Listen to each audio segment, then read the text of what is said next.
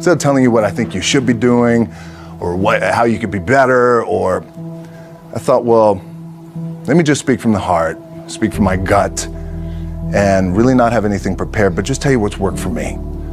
And maybe some of the stuff that's worked for me might work for you now, currently, presently, as you guys have your goals and ambitions, but then further on down the line, as you guys continue to live your life.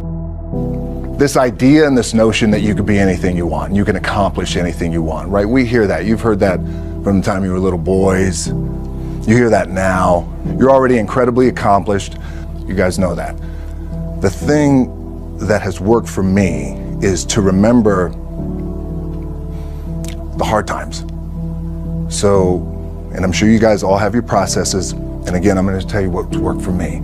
So before a big movie comes out, before, back in the days when I was wrestling with WWE, a WrestleMania match, anything big that would happen, I would always take a moment and I'd just remind myself, all right, I was evicted when I was 14. We were kicked off the island. We couldn't live in Hawaii. Had no place to live. A lot of shit happened then when I moved to Nashville. I was arrested multiple times by the time I was 16 years old. I would remember that, and it allows me then to be present in the moment and understand, holy shit, the stuff I have around me right now, this is the shit that I dreamed of when I was a kid. I am here. I played for University of Miami, played for great teams. Warren Sapp, Ray Lewis, they were my teammates. They were balling. Warren Sapp was playing tight end that time. I was starting defensive tackle. Yeah, they moved him over to D-line. And he looked at me, he's like, yo, dude, I'm gonna take your spot. And I said, you ain't taking my spot. He said, I'm gonna take your spot. I said, no, you ain't. We battled, and he took my spot. Now you can imagine how that with me, because there goes my opportunity. He went in, switched to defensive tackle, lit the world on fire. Well, what that did, it crushed me, it crushed my dreams. I had a piss poor senior year, zero production, no NFL, no combine invite, nothing. Finally went to the CFL, Calgary Stampeders, making $250 a week Canadian. Now, I had to send that home to my wife at that time. Had no money.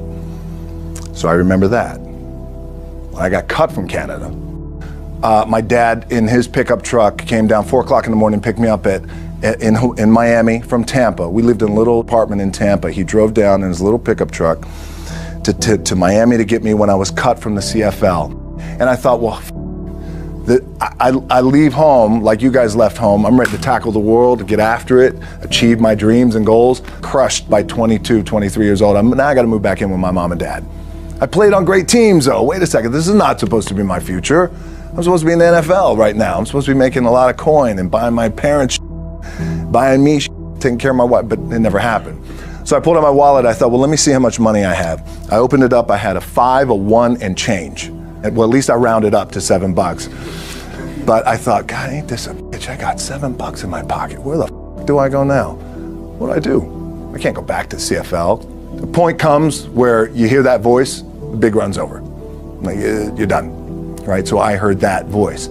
So as Coach was saying, man, I hold on to that. I'm telling you, I keep my back is up against this mother. We laugh, we joke, we have a good time, but my back is still up against this mother. I do not forget it.